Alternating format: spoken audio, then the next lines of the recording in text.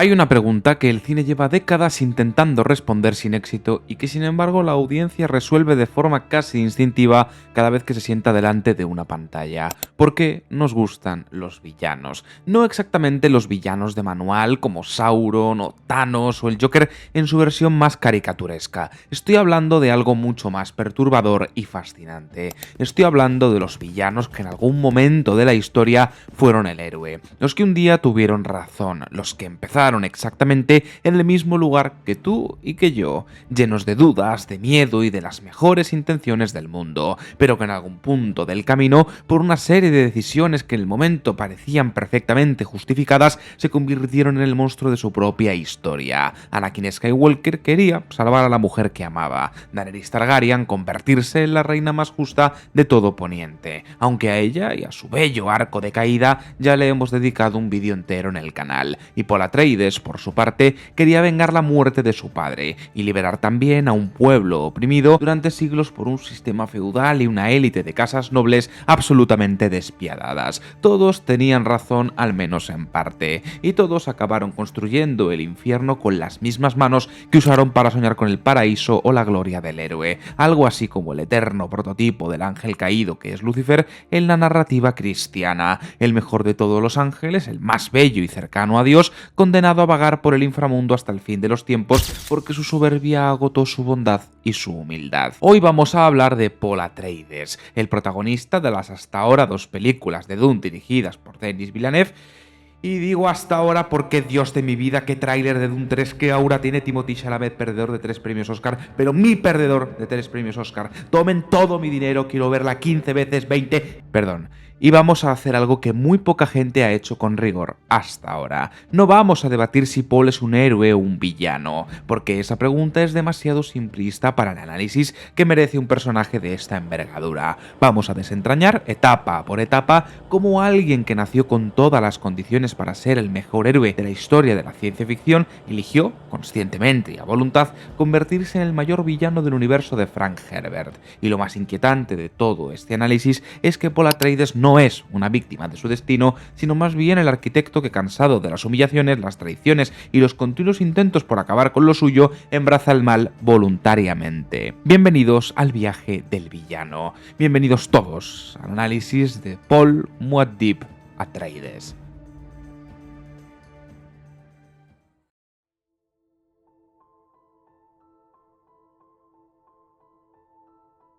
Fue muy probablemente Homero y su Odisea quien ya en la antigua Grecia colocó la primera piedra angular de lo que hoy en día definimos como el viaje del héroe, una secuencia de acciones, una rueda perfectamente balanceada que establece todas las casillas que por construcción todo héroe que se precie habría de atravesar. Ulises abandona su mundo ordinario, su hogar, para luchar en Troya y enfrenta una Odisea de 10 años llena de pruebas monstruosas, cíclopes, ayuda divina de la diosa Atenea y tentaciones de la oscuridad antes de su magnético y bello regreso a Ítaca, marcado por una mezcla entre la nostalgia y la venganza tras 20 años de ausencia. Esta misma estructura narrativa ha sido 1000 veces empleada como molde en la literatura y en el mundo del cine para diseñar el prototipo de héroe que todos tenemos en la cabeza. Por ejemplo, El Señor de los Anillos o el viaje de Luke Skywalker en la trilogía original de Star Wars son ejemplos de esto mismo.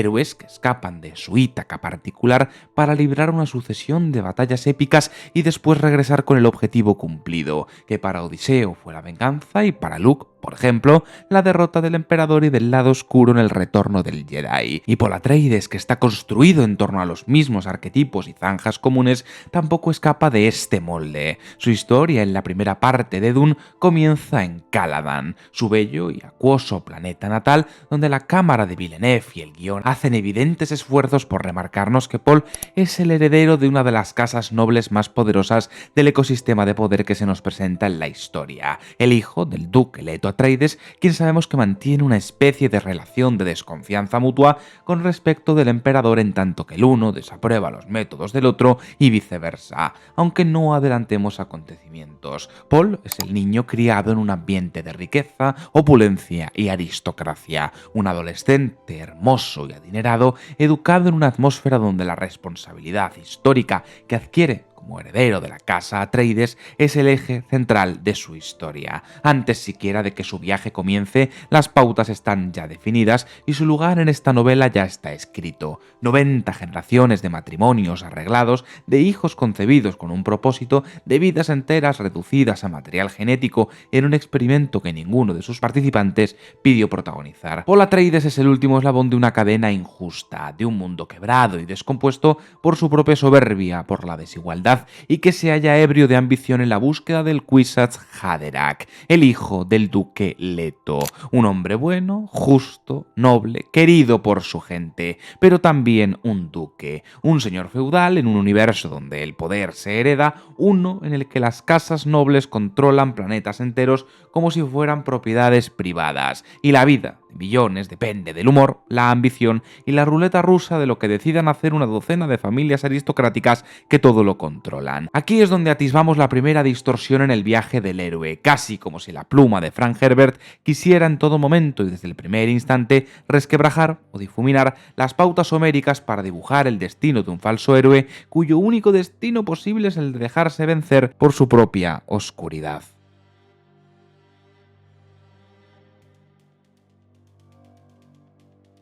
Creo que el gran acierto de Dune y de Denis Villeneuve al timón de la adaptación cinematográfica es asentar la historia sobre pequeños detalles que permitan el coloquio, el debate y el cineforum posterior. Diseñar, en fin, una obra donde la narrativa dé alas a la subjetividad de cada quien, una película partida en dos mitades que no es punzante ni busca constantemente implantar una moraleja a quien está al otro lado de la pantalla. Y uno de esos vértices donde la interpretación se bifurca de manera más brillante es al analizar la famosa llamada a la aventura, el segundo gran paso del viaje del héroe, o en este caso, del villano. Si decíamos que la llamada a la acción de Ulises era cristalina, terrenal, sólida y pura, aquí nos topamos con un reverso tenebroso, porque la invitación que recibe Paul Atreides para abandonar su hogar no tiene nada de noble, es directamente una trampa, un plan maquiavélico orquestado por un emperador aterrorizado que les entrega el planeta más valioso del universo solo para masacrarlos por la espalda en cuanto sea posible,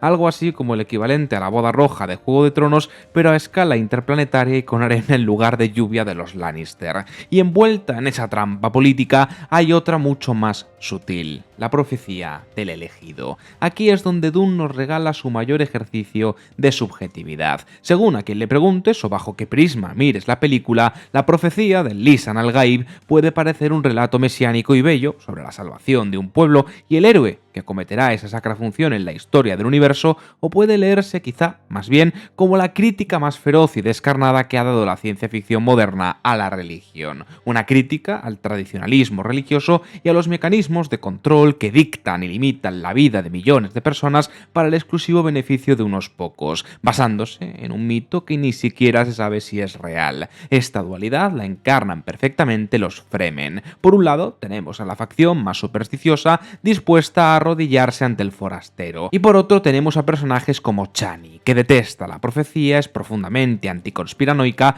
y ve en esta religión un veneno que adormece a los suyos, y nos sirve también a los espectadores como el ancla moral y el espejo perfecto para no dejarnos cegar por el aura de mesías y de grandeza que empieza a rodear a Paul. El propio Paul, antes de ser un mesías, un líder o un tirano, es tan solo un adolescente, uno que empieza su aventura brutalmente condicionado, es el producto de un linaje, el supuesto elegido con poderes asombrosos y de repente se le echa encima una responsabilidad gigantesca. Es un joven inexperto que debería estar disfrutando de su vida, cometiendo errores de su edad y en su lugar tiene que pensar en política, en gobernabilidad, en cómo sobrevivir a un complot imperial y en dominar el despiadado comercio de la especia. Y lo más trágico de esta etapa del viaje es que desde el primer momento ni siquiera él se cree la profecía. Paul rechaza la llamada, se resiste a ser el dios que todos quieren que sea. El héroe clásico acepta su destino con valentía, honor y responsabilidad. Paul Atreides, en cambio, al principio, tan solo quiere huir de él.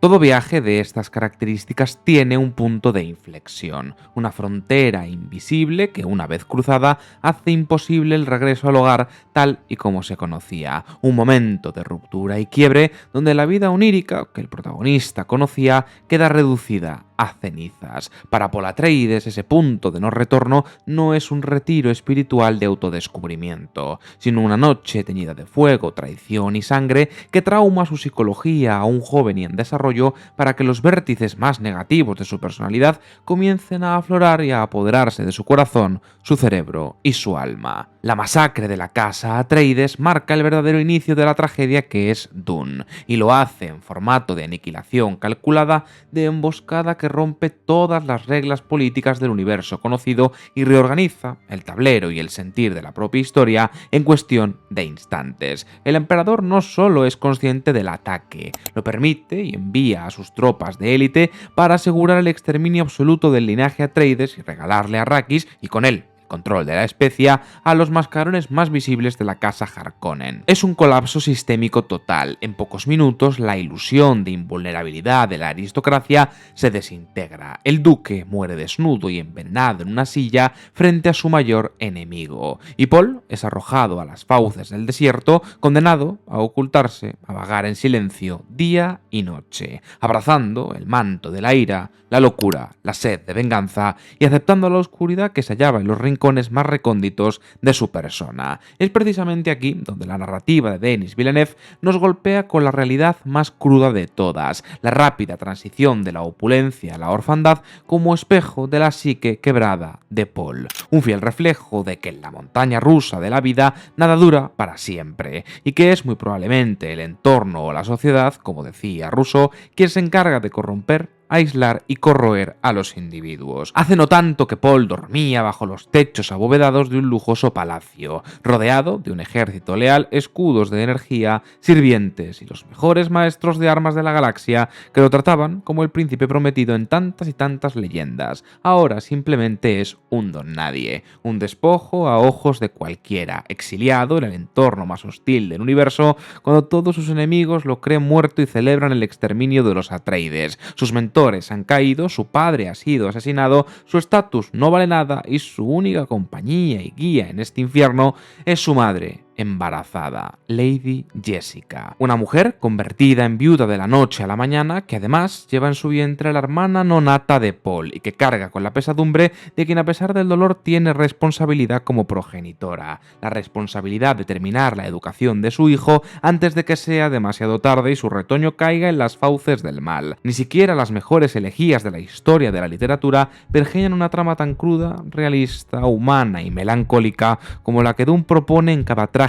latido. La presión es insoportable. De repente, ese adolescente inexperto tiene que convertirse en el patriarca de una casa extinta y sostener aún más responsabilidades sobre su espalda, proteger a su madre embarazada y sobrevivir a gusanos de arena del tamaño de rascacielos. Está completa, total y terroríficamente solo en un mundo que lo querría muerto, vagando por las arenas de Arrakis, consciente de que solo las cartas más incongruentes del destino han decidido mantenerlo con vida y librarlo de una muerte segura aquella maldita noche. Y es en este aislamiento extremo, en la agobiante oscuridad de una tienda de supervivencia enterrada bajo la arena, donde la psique de Paul se quiebra por completo. Sobrecargado por el trauma del duelo y bombardeado por la exposición masiva a la especia, su mente se expande de forma violenta. Y la reacción de Paul ante este nivel de dolor no es la de un paladín clásico. Cuando el héroe tradicional, pensemos en Bruce Wayne o en Peter Parker, sufre la pérdida de su figura paterna, su brújula moral suele reforzarse.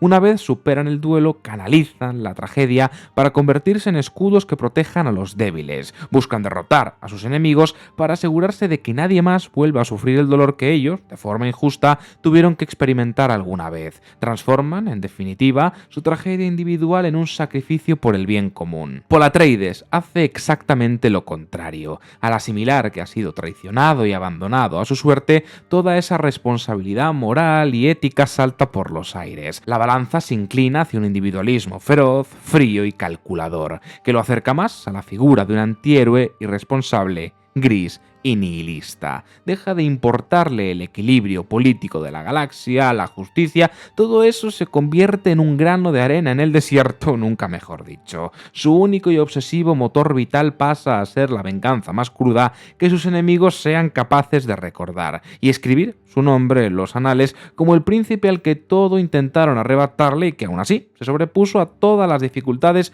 para reinar contra todos los pronósticos que vaticinaron su muerte. A partir de este instante, Paul tampoco ve a los Fremen como un pueblo oprimido al que deba liberar por plena justicia social. En su soledad y desesperación, empieza a verlos como lo único que puede salvarlo, la infantería más letal de la galaxia, el famoso poder del desierto. Su objetivo deja de ser la paz para convertirse en la retribución más personalista, egoísta y ególatra. Planea discriminar positivamente a todos aquellos que han derramado su sangre, utilizar a los Fremen como un arma de destrucción masiva, aplastar a los Harkonnen y hacer arrodillarse al mismísimo emperador sobre las cenizas de su propia trampa, humillándolo hasta que suplique clemencia. Esa noche, bajo el fuego de Arrakeen, murió el niño que tenía miedo de las profecías, el adolescente, bello y poderoso que fue prometido, y en la infinita soledad del desierto profundo despierta un superviviente dispuesto a incendiar el universo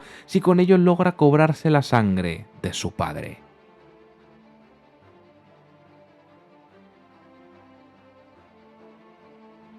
Si la primera película de Dune fue el prólogo, la presentación milimétrica de un universo, de sus casas nobles y, en última instancia, el relato de una brutal caída a los infiernos tras el exterminio de los Atreides, Dune Parte 2 asume un rol completamente distinto. Y aquí radica uno de los mayores aciertos de Denis Villeneuve: entender que el monumental libro de Frank Herbert necesitaba ser partido en dos para que la historia pudiera respirar. Muchos espectadores han acusado a esta segunda entrega de ser una película lenta, un desierto narrativo donde la acción pura queda relegada a un segundo o incluso a un tercer plano. Pero quien hace esta lectura se está perdiendo la verdadera esencia de la obra. Dune Parte 2 no es una cinta de acción a lo John Wick o Misión Imposible. Es una tragedia griega en toda regla, un requiem. Es una película que arrastra a sus protagonistas hacia la más pura vulnerabilidad emocional. Nos habla de la digestión, de la traición, de la naturaleza corruptora del poder y del fanatismo. Y para que un mensaje de este calibre cale en el espectador, es estrictamente normal y necesario que la película se tome su tiempo. Esa cocción a fuego lento es lo que nos permite empatizar con el dolor de Paul, entender su sed de retribución y al mismo tiempo darnos cuenta con horror de que el camino que está tomando no es el adecuado. Villeneuve usa el ritmo pausado para lanzarnos un mensaje devastador. Que te pasen cosas horribles y traumáticas en la vida no te da sí o sí carta blanca para convertirte en el villano de la historia. El dolor no justifica abrazar el mal de la forma tan pura, definitiva e intransigente en que lo acaba haciendo Paul Atreides. Y es aquí donde la película despliega su feroz crítica hacia la figura de los falsos mesías. Como ya esbozamos anteriormente, la religión en Dune es un arma, pero en este punto de la historia la dinámica cambia por completo. Paul ya no es aquel adolescente asustado que rechazaba la profecía en Caladan. Ahora, consciente del poder que le otorga el mito del Lisan al-Gaib, decide abrazarlo. I am Paul Muad'Dib Atreides, Duke of Arrakis. Toda la película pivota sobre esta duda constante y asfixiante. ¿Es Paul Atreides realmente el héroe prometido que traerá justicia a una galaxia y a un planeta defenestrado y arrojado a los leones durante siglos?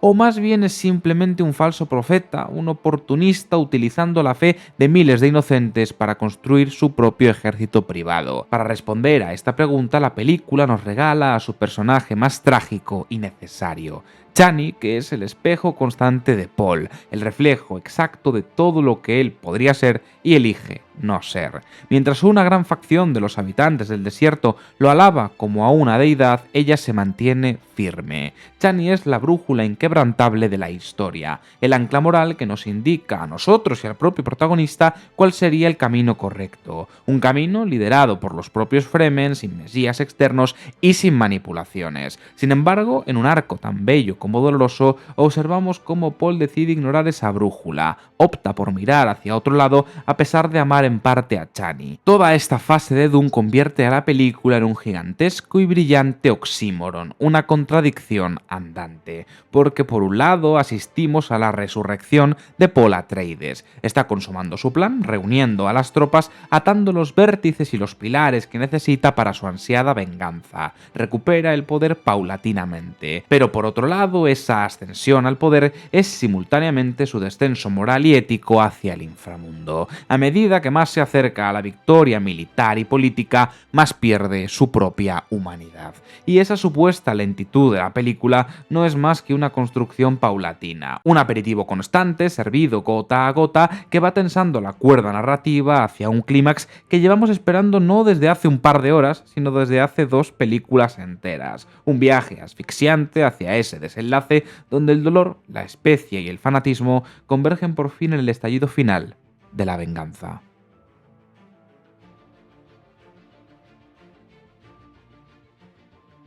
Todo este viaje asfixiante, toda esa tensión contenida gota a gota, revienta finalmente en un tercer acto de la segunda película que es pura catarsis, pero no es una catarsis luminosa ni heroica. Es el estallido de una venganza que al consumarse nos revela la verdadera naturaleza del monstruo que se ha estado gestando en el desierto. La primera gran prueba de la muerte moral de Paul Atreides la presenciamos en el asesinato del barón Harkonnen. A nivel argumental descubrimos una de las verdades más bellas, trágicas y fascinantes de toda la película. Paul es un Atreides por línea paterna, pero también un Harkonnen por línea materna. Es decir, la narrativa nos abofetea para decirnos a la cara que todo lo que creíamos saber era falso, o al menos una verdad a medias. La odisea del protagonista al que llevamos aplaudiendo durante 2 películas está sustentada sobre una mentira y sobre la misma sangre que juró destruir. Y cuando Paul asesina al varón, no está matando simplemente a un enemigo político, está asesinando a su propio abuelo.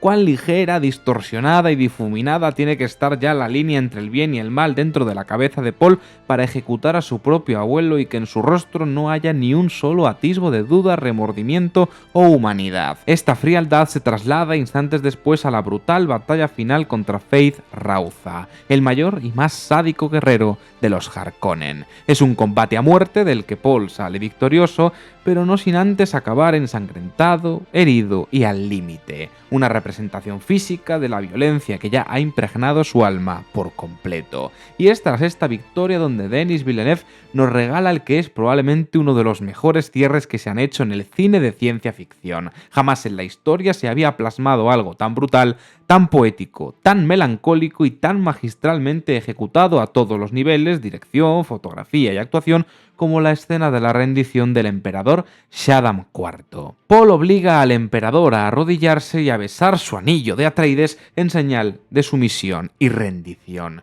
Y lo más aterrador es que lo hace sin utilizar la voz, sin usar sus poderes Bene Gesserit. Lo hace por pura dominación humana y política, para implantar terror. Y entonces aparece el clímax visual de la película, un simbolismo oculto de una belleza indescriptible para quien lo disfruta por primera vez en una sala de cine. Cuando el universo entero se arrodilla ante el nuevo líder, en esa gigantesca sala solo quedan 4 personas de pie, 4 pilares que resumen toda la historia de Paul Atreides. Primero, queda de pie Lady Jessica, su madre, el símbolo de su linaje, su guía ética y moral y el bastón principal que lo ha traído hasta aquí.